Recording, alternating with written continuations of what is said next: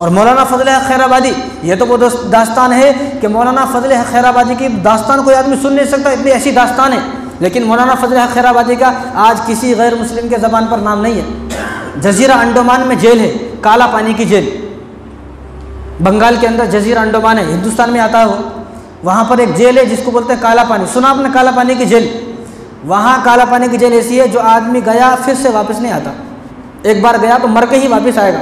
और वो वहाँ से कोई आदमी भाग भी नहीं सकता, भागेगा तो कहाँ जाएगा? वो एक जजीरे पे है, आइलैंड पे है, चारों तरफ पानी है, भागे तो नहीं भाग सकता कोई। अगर कोई इत्तेफाक से भाग भी गया तो कोई फ़ायदा नहीं, फिर से वापस अपनी जेल में आ जाता।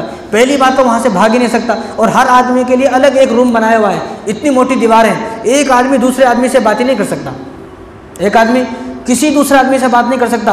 और वहाँ आप सर्च करके देखें, वो उस जेल के अंदर, पूरी जेल के अंदर आज भी कोई बैतुल खला नहीं है, पूरी जेल के अंदर। आप सोचें कि इतने सारे हज़ारों कैदी कहाँ वॉशरूम करते होंगे? वॉशरूम नहीं, सब कैदियों को 2 बर्तन दिए जाते थे। कितने बर्तन? 2 बर्तन। एक में उसको खाना डाला जाता था, एक में वो पेशाब पाखाना करता था। जब उसको खोलते थे तो अपना वो पेशाब पाखाना बर्तन में रखता था और उसी बर्तन में बाहर डाल देता था। आज भी उस जेल के अंदर कोई बैतुल खला नहीं है, जेल के अंदर। अब जो बाद में उसको म्यूज़ियम बना दिया गया है, अब वो म्यूज़ियम में लोग घूमने जाते हैं, 50 रुपये का उसको टिकट है, अब लोगों ने बनाए। लेकिन उस ज़माने में अंग्रेज़ों ने कोई वहाँ पर वॉशरूम नहीं बनाया। ऐसी ख़तरनाक जेल, उस ख़तरनाक जेल के अंदर मौलाना फजल हक खैराबादी को डाल दिया गया। क्यों? मौलाना फजल हक खैराबादी ने फतवा दिया कि अंग्रेज़ का इस देश में रहना हराम है। कब? 1857 के अंदर जब जंग हुई, जंग के बाद आपने फतवा दिया कि अंग्रेज़ों का इस देश में रहना हराम है। तो अंग्रेज़ों ने आपको तलाश करना शुरू किया तो 2 साल तक आप छुपे रहे, 2 साल तक आप मिले नहीं। लेकिन 1859 के अंदर, 1859 के अंदर आपको ढूंढ लिया गया, आप मिल गए, तो आपको इस जेल के अंदर भेज दिया गया। क्यों भेज दिया गया? आपने फतवा दिया है कि अंग्रेज़ों का इस देश में रहना हराम है, इतना ही, ज़्यादा कुछ भी नहीं, कोई लड़ाई नहीं लड़ी, कोई जंग नहीं लड़ी। आपने जब ये फतवा दिया तो 90,000 लोग आपके साथ हो गए कि हम भी आपके साथ हैं इस मामले में। तो अंग्रेज़ों ने इनको उठाकर जेल में डाल दिया गया। जब जेल में डाला तो इनको फांसी की सज़ा सुना दी गई। कौन सी सज़ा? फांसी की सज़ा। तुझे फांसी है। तो हंसने लगे अदालत में, मुस्कुराने लगे। तो अंग्रेज़ हैरान हो गया, फांसी की सज़ा दी, तू मुस्कुरा रहा है, फांसी की सज़ा दी तो हंस रहा है, क्यों हंस रहा है तो बता। उन्होंने कहा कि ये राज की बात है, तुम्हें फांसी देना है तो तुम मुझे फांसी दे तो मैं बताऊँगा नहीं। अंग्रेज़ ने कहा कि नहीं, जब तक तूने बताएगा तुझे फांसी नहीं दी जाएगी। मैं कहा कि ठीक है, मैं बता देता हूँ। तो कहा, अंग्रेज़ ने कहा कि तू क्यों हंस रहा है, क्यों मुस्कुरा रहा है? तो कहा, मैं इसलिए हंस रहा हूँ, इसलिए मुस्कुरा रहा हूँ कि मैंने अपने देश के साथ गद्दारी नहीं की, अपने देश का सौदा नहीं किया, मैं इज्जत से अपने देश के लिए मर रहा हूँ, इसलिए मुस्कुरा रहा हूँ। मैंने गद्दारी नहीं किया। अगर मैं गद्दार होता तो रोता। मैं गद्दार नहीं हूँ, मैं इस देश का वफादार इंसान हूँ, मैंने इस देश के साथ गद्दारी नहीं की, अपने देश को बेचा नहीं, मैं इसलिए मुस्कुरा रहा हूँ। उसने कहा कि हम तेरे चेहरे पर डर देखना चाहते हैं, हम तेरे चेहरे पर, तेरे आंखों से आंसू निकलना चाहते हैं, तेरे चेहरे पर खौफ देखना चाहते हैं, हम तुझे रुलाना चाहते हैं। चलो अब हम तुझे फांसी नहीं देंगे, अब हम तुझे उम्र कैद की सज़ा देंगे। तो फिर आप फिर मुस्कुराने लगे। उसने क्या सोचा? उम्र कैद की सज़ा पाकर शायद कि फिर रोने लगे, फिर आप मुस्कुराने लगे, फिर आप हंसने लगे। अंग्रेज़ फिर हैरान हो गया, फिर पूछा। उन्होंने कहा कि अब भी मैं इसीलिए मुस्कुरा रहा हूँ कि मैंने अपने देश को सौदा नहीं किया, मैं अपने इस देश के लिए उम्र कैद की सज़ा पा रहा हूँ। तो अंग्रेज़ बड़ा हैरान हुआ। अब अंग्रेज़ जो था उसने अपने साथियों से कहा कि मैं इस आदमी के चेहरे पर डर देखना चाहता हूँ, इस आदमी के आंखों से आंसू निकलना देखना चाहता हूँ। आंसू निकलते हुए चाहे तुम कुछ भी करो, लेकिन इस आदमी के आंखों से आंसू निकलने चाहिए। किस तरह निकलेंगे मुझे नहीं पता। मौलाना थे, इतनी लंबी दाढ़ी थी उनकी। तो एक अंग्रेज़ ने कहा कि मुझे मालूम है किस तरह रोए गए, मुझे मालूम है। तो उसने कहा कि ठीक है, अगर तूने इसको रुला दिया और मैंने इसकी आंखों में डर देखा अपना, तो तुझे मुँह मांगे इनाम दिया जाएगा। तो वो अंग्रेज़ आया, अपने साथ 10-12 आदमी को लेकर आया, उनके हाथ पीछे बांध दिए गए रस्सियों से और पकड़ लिया गया, उनकी दाढ़ी को काटना शुरू किया। ये है मुसलमान की पहचान। कहा, फिर रोने लगे, आंखों में आंसू आए और हाथ जोड़े, मैं माफ़ी मांगता हूँ और तुम ये चाहते हो ना मैं रोऊंगा, मैं गिड़गिड़ाऊंगा, तुम्हारे पाँव पकड़ूंगा, लेकिन आप मुझ पर रहम करें, मेरी दाढ़ी को ना काटें आप। ये एक मुसलमान की पहचान है जो दाढ़ी के लिए रो रहा है। यहाँ मुसलमानों की हाल है सबको मालूम है। अंग्रेज़ मुस्कुराने लगा, ज़ोर ज़ोर से हंसने लगे।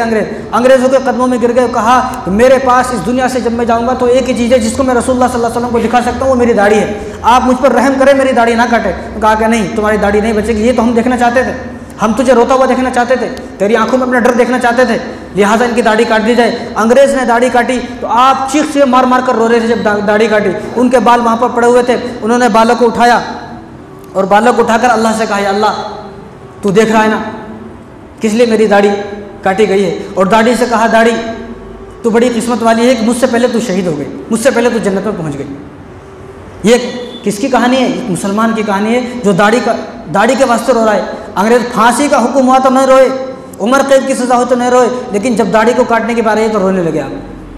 लेकिन इस दास्तान को आज कौन बयान करेगा? कोई इस दास्तान को बयान नहीं कर सकता। आप तो बड़े घर के आदमी थे, बहुत मालदार आदमी थे, आपको जेल में जाने के बाद अंग्रेज़ों ने कब्जा कर लिया और पूरी प्रॉपर्टी भी कब्जा कर लिया, तो मालदार आदमी थे, अच्छा खाना खाते थे, लेकिन जेल का खाना इनको पचा नहीं, तो जेल के न खाना खाने की वजह से बीमार हो गए। 2 साल में आपका इंतकाल हो गया। जब इंतकाल होने लगा, इंतकाल से पहले ये वसीयत की। क्या वसीयत की? ये कहा कि जब देश आज़ाद हो जाए, मुझे यकीन है, मुझे भरोसा है, ये देश आज़ाद होगा, मेरी कुर्बानी ज़ाया नहीं जाएगी, लेकिन जब मैं मर जाऊँ, मेरी वफ़ात हो जाए, मेरी कब्र जब बन जाए यहाँ पर, तो मेरी कब्र पर आकर, अगर देश जब आज़ाद हो जाए तो मेरी कब्र पर आकर देश की मुबारकबाद दी जाए, देश की खुशखबरी दी जाए। देश जब आज़ाद हो जाए तो आज़ादी की खुशखबरी मेरे कब्र पर आकर दी जाए। जब इनकी वफ़ात हो गई और वफ़ात के बाद जब देश आज़ाद हुआ 1947 के अंदर, जब एक आदमी इनकी कब्र पर गया और कब्र पर जाकर बताया कि फजल है खैराबादी, आज देश आज़ाद हो चुका है। ये है मुसलमानों की वसीयत। मुसलमान ये वसीयत करते हैं, लेकिन आज ऐसी दास्तान किसी गैर मुस्लिम की है? किसी की भी नहीं है जो मुसलमान की दास्तान है। वो जेल है, काला पानी की जेल, जब जाएंगे तो सबसे पहले इनकी खबर आती है। जब काला पानी की जेल में अंग्रेज़ों की हिम्मत नहीं थी कि इनके वफ़ात हो गई किसी को बता दें, उनको मालूम था ये बहुत बड़ा आदमी है। मालूम होने के जब उनकी वफ़ात हो गई, वफ़ात के बाद उनको मालूम हो गया वफ़ात होगी, तो वहीं उनको दफन कर दिया गया। आज जब काला पानी की जेल के अंदर जाते हैं तो सबसे पहले इनकी कब्र मुबारक आती है और बड़े अक्षरों में लिखा हुआ है कि दरगाह शरीफ मौलाना फजल है खैराबादी, बड़े अक्षरों में। ये मुसलमान की दास्तान है। अब उसको म्यूज़ियम बना दिया गया है, लोग जाते हैं देखने। कभी आप जाएंगे तो आप भी देखना। ज़्यादा है कि तो ऐसा नहीं है कि बाहर है, आपको पासपोर्ट बनाना पड़ेगा, आप आसानी से जा सकते हैं जज़ीरा अंडमान के अंदर। तो देखें, और जज़ीरा अंडमान के अंदर जितने भी लोग वहाँ पर कैद किए गए, जेल के अंदर जितने भी लोग कैद किए गए, फांसी दी गई और जो वहाँ मर गए, वो बहुत सारे लोग हैं। उन सब लोगों के नाम जज़ीरा अंडमान की जो जेल है, जेल के बाहर उनके सबके नाम पिलरों पर लिखे हुए हैं। तो सबसे पहले जो नाम लिखा हुआ है वो अहमदुल्ला लिखा हुआ है। क्योंकि उस वक्त के हिंदू जो थे वो गद्दार नहीं थे। इस वक्त के हिंदू गद्दार है, मुसलमानों से चिढ़ने वाले, हसद करने वाले, बुग़्ज़ करने वाले, इसलिए मुसलमानों से नफरत है उनको, इसलिए मुसलमानों के नाम नहीं है। उस वक्त के जो हिंदू थे उनको मालूम था, गांधी जी को मालूम था, पंडित जवाहरलाल नेहरू को मालूम था। तो उन्होंने सबसे पहले, अगर वहाँ पर जज़ीरा अंडमान के अंदर आप भी सर्च करके देख सकते हैं, अगर किसी का नाम है तो एक मुसलमान का नाम है, उन मुसलमान का नाम अहमदुल्ला है। यह है मुसलमान की दास्तान। लेकिन आज मुसलमानों को बयान नहीं किया जाता।